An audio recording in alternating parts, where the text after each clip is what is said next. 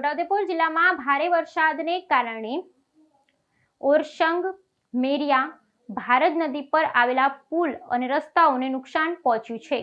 ભારત નદી પર આવેલ સુખી ડેમ બ્રિજ, મેરિયા નદી પર આવેલ જંબુગામ ચાચક બ્રિજ, ઓરસંગ નદી પર આવેલ બોડેલી મોડાસર બ્રિજની જિલ્લા કલેક્ટર શ્રી ગાર્ગી જઈને મુલાકાત કરી અને પરિસ્થિતિનું નિરીક્ષણ કર્યું।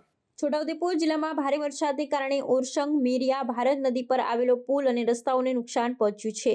ભારત નદી પરનો સુખી ડેમ બ્રિજ, મેરિયા નદી પરનો જંબુગામ ચાચક બ્રિજ અને ઓરસંગ નદી પરના બોડેલી મોડાસર બ્રિજની જિલ્લા કલેક્ટર શ્રી ગાર્ગી જઈને મુલાકાત લઈ પરિસ્થિતિનું નિરીક્ષણ કર્યું હતું।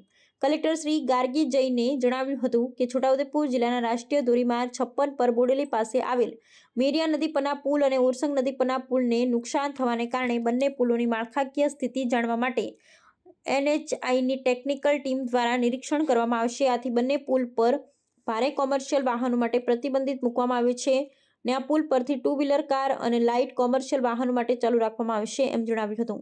જિલ્લા કલેક્ટર શ્રી રાષ્ટ્રીય ધોરીમાર્ગ તેમજ માર્ગ અને મકાન વિભાગ, સ્ટેટ અને પંચાયત વિભાગના અધિકારીશ્રીઓ સાથે બ્રિજની મરામત માટે ઉપયોગમાં લેવાતી સામગ્રી અને તે માટેની આયોજનાત્મક કાર્યવાહી અંગે માહિતી મેળવી ચર્ચા વિચારણા કરી હતી।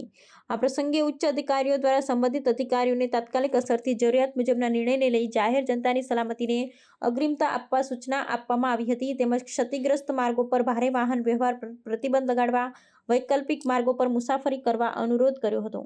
ડુંગરવાટ, મેરિયા બ્રિજ અને મોડાસરવાલા ઓરસંગ બ્રિજ, 3 બ્રિજની મુલાકાત લેવામાં આવી છે અને મારા સાથે ટેકનિકલ ટીમ પણ છે। મેરિયા બ્રિજ અને ઓરસંગ બ્રિજ હેવી વ્હીકલ્સ માટે બંધ કરવામાં આવ્યું છે। 2-3 દિવસમાં NHAIની જે ટેકનિકલ ટીમ છે આ આવીને તપાસ કરશે તો ખરેખર ખબર પડશે કે આગળ શું કાર્યવાહી કરવાની છે।